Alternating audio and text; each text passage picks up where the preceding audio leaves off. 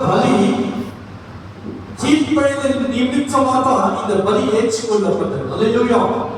எப்படி சொன்னா இயேசு கிறிஸ்து சிலுவையில் எல்லாவற்றையும் கொண்டு வந்து நிற்க வைத்தார். கடைசியான ஒரு வார்த்தையை சொல்றார். என்னன்னு சொன்னா எல்லாம் முடிந்தது.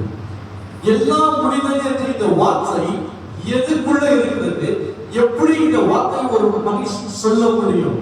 இன்றைக்கு நான் ஒரு காரியத்தை செய்து கரெக்டா அந்த காரியத்தை செய்து முடிக்கணும்னு சொன்னா முடிச்ச பிறகுதான் இந்த வார்த்தை சொல்ல முடியும். அப்படி இயேசு கிறிஸ்து இந்த கர்த்தரால் நியமிக்கப்பட்டதான அவருக்கு கொடுக்கப்பட்டதான காரியத்தை அவர் செய்து முடித்த பிறகு இந்த வார்த்தை சொல்கிறார்.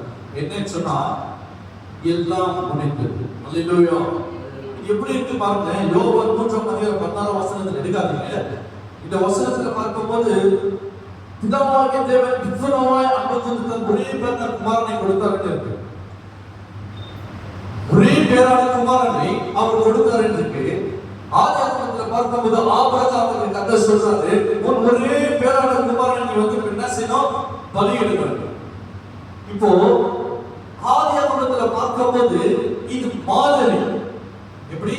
இது மாதிரியா கிறிஸ்து நமக்காக பலியாக போகிறது.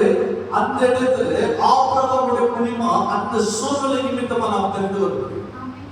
அல்லேலூயா. எப்படி பாருங்க, ஆதியாகமத்திலிருந்து பார்க்கும்போது இயேசு கிறிஸ்து இருக்கிற நாட்கள் வரைக்கும் அவரை குறித்ததான தீர்க்க தரிசனங்கள் 351. இந்த 351 தீர்க்க தரிசனம் ஒரு கணக்கெடுக்கப்படுகிறது. இவரை குறித்ததான பேச்சுகளுக்காக இதை இவர் செய்து முடிக்கணும். அல்லேலூயா.